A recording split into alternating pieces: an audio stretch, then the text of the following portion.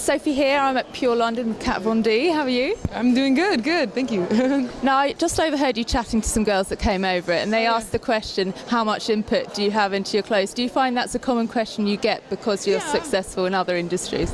Yeah, I mean, I think it's a natural question to ask. You know, unfortunately, I think there are a lot of examples of people who gain somewhat of a celebrity status and then they, you know, as a business move, license their name out to things and they don't have any input. And for me, I've just come from the school of thought that I have to be creatively involved in everything I do. So I would much rather, you know, not do something if I can't do it 110%. So the clothing line is exciting, and you know, now introducing the shoes, it's been a lot of work on my behalf, but it's very, very much worth it.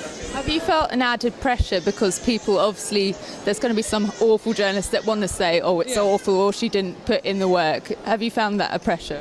You know, I've never really paid attention to people who, I guess, want to see you crumble. I think that's unfortunately the state of a lot of people and their thought patterns. But I also try not to pay attention to the compliments either, because I think you know, you could end up believing something that's not necessarily productive. So I kind of just don't listen to people. I only listen to just the creative being that's within myself. And maybe the positive people around you. Yeah. I mean, I think it's important to have people that are inspiring and motivating in certain ways. And so, yeah, definitely. Are there people that you show your designs to that you trust their opinion and gauge how well you're doing with your designs? To be honest with you, the only people that I really care about, and I mean, it sounds kind of shitty, but it's just me and Alnifa. You know, her and I, we create the line together, and you know, I really value her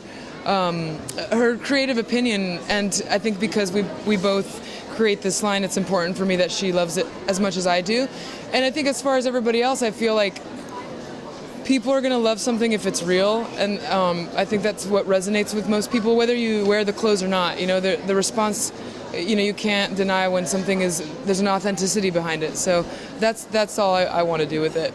And when you started it out, what was the thought process? Was it just another creative outlet for you, or were you thinking there was something lacking in the shops at the moment? No, I would never flatter myself in thinking that I'm going to solve any type of world problems, especially fashion ones. But I think it was just more, you know, I guess if I explained to you my background, you know, I was born in Mexico, and my family, we were really poor, you know, so my mother used to sew our clothing. And so as a kid, I just really took a liking to learning the structure of clothing, just because I had to learn how to make clothes. And so by no means do I consider myself a designer. I didn't go to school for it or anything. I don't know how to draw things to spec. I just have ideas that I can figure out a way to make reality, you know? I see some definite military and nautical influences, and then I think about the tailoring we see in McQueen and Vivienne Westwood. Are they inspirations for you, or what designers are inspirations? Again, I would never flatter myself in saying that they're inspirations for my clothing line, because that would mean that I think that I'm at somewhat of their level, and to me it's more, this is just a creative outlet for me to do something that I love and to share with people, and hopefully it gives them the tools to express themselves in whatever way they want to. But yeah, as far as designers that I admire, I love McQueen, of course. I think you're a fool if you don't. But and Vivienne Westwood was definitely growing up a big part of you know, I guess style influences, because I was a big fan of punk rock music, and that's actually how I got introduced to her, was through the Sex Pistols and all that stuff, and bondage pants and all that. But and now as a more mature adult, I appreciate her design with a much more, I guess, mature eye, you know? I think she's really fucking amazing. But I also love a lot of the underdogs and more of the independent designers. I think that when you're independently producing something, it really gives you a lot of creative freedom, versus when it's very corporate, you kind of have to make something that sells to the masses, and that, I think, always kills the magic of creativity. So yeah, it stunts it somewhat. Yeah. Have you been looking around all the stalls? Have you seen any independent designers that you're really liking at the moment?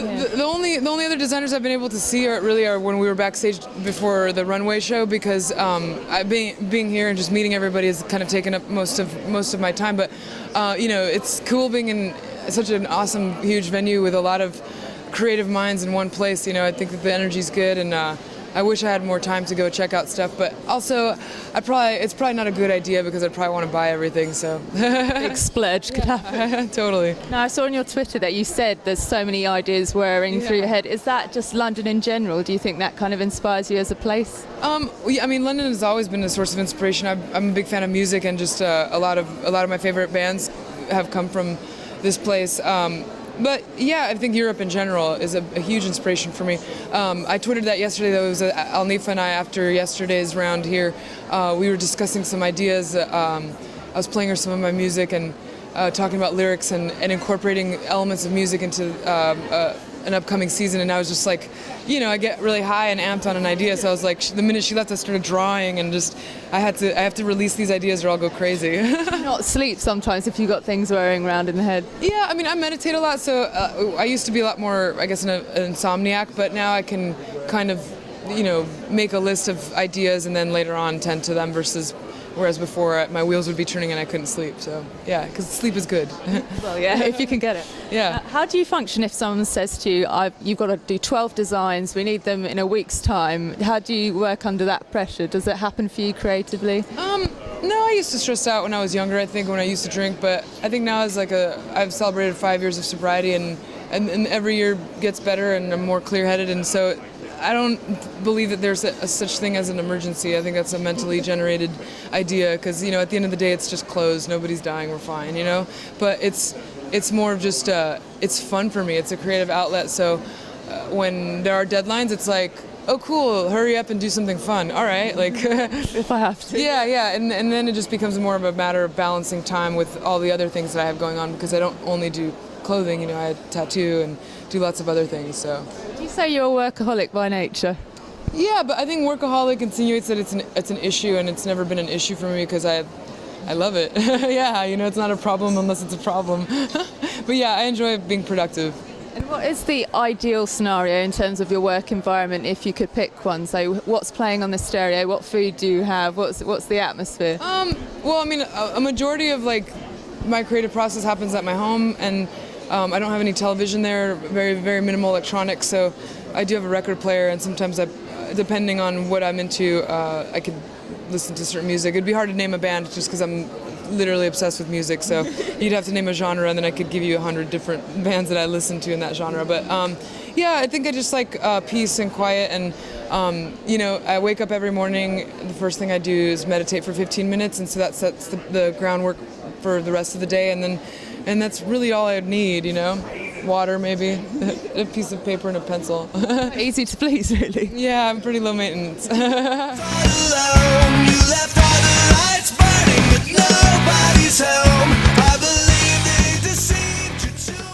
I wanted to ask a personal question because I love high shoes. I love the look of them, the aesthetic, but I can't walk in high shoes. Do you think about the comfort with the designs, or is it mainly the look? Yeah, I think, especially platform shoes, I think they're a huge optical illusion. A lot of people, it's like red lipstick, they get scared of it because they don't understand it yet, but once you try it, you realize that it can be a lot of fun. And I think with platform shoes, it's just like you have a lot of room to not use such a high arch, a high pitch on the shoe, and I think a lot of times that's what makes, personally, my feet hurt if I'm walking in a shoe like that. So, I'm not saying that my shoes are stripper shoes, because they are not. Their quality is really great, but I do pay attention to shoes that are designed for constant dancing all night, and I think that there's certain elements of that are important to pay attention to. Yeah.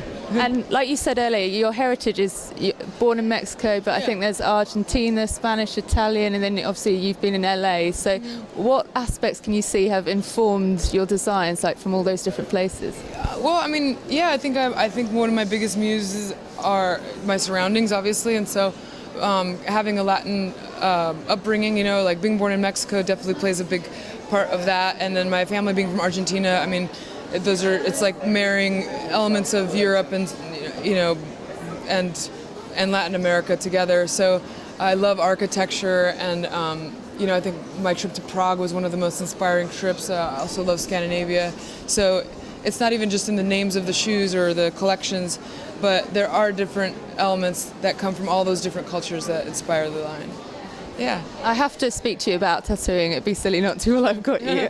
So are there any like obvious trends at the moment that people keep asking you for? You know, I don't know. I've always, tattooing and fashion are so different. I mean, there are similarities, but they're very different. It's like, it's okay that things come in and out of style with fashion because you could sell it, give it away, put it in your closet and wait for it to come back into season.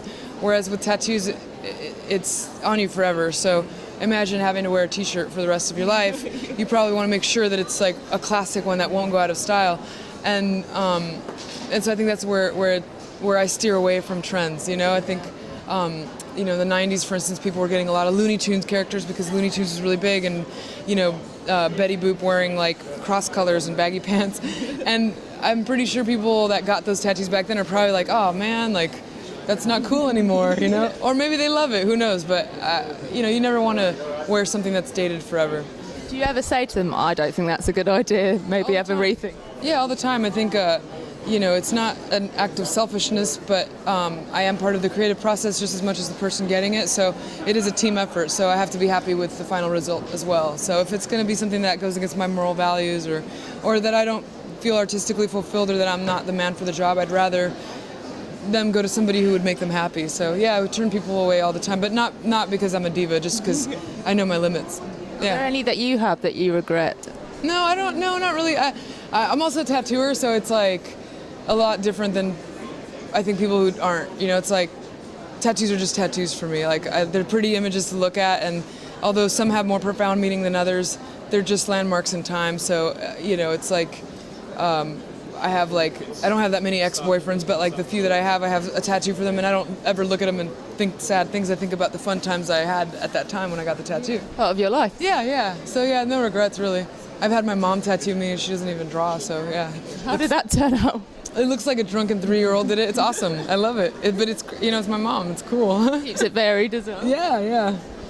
Now, tattoos used to be kind of a niche thing. It used to be alternative, and now I find I'm almost in a minority by not having them. Is that a good thing, or do you prefer it being more of a broad thing now?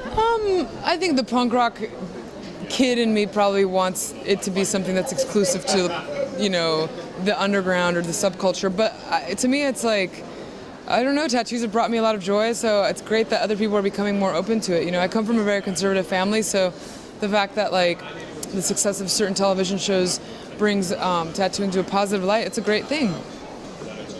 Just to wrap it up, what are you going to do in London before you head home?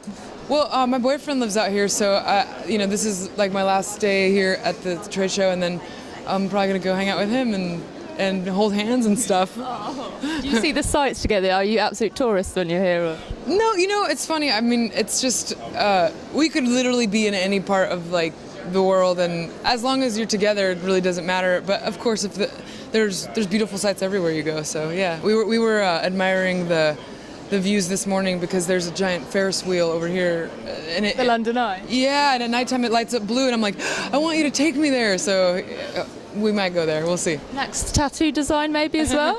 maybe we'll see. We'll have a lovely time. And thanks for talking to me. Thanks for making the time. Thank you.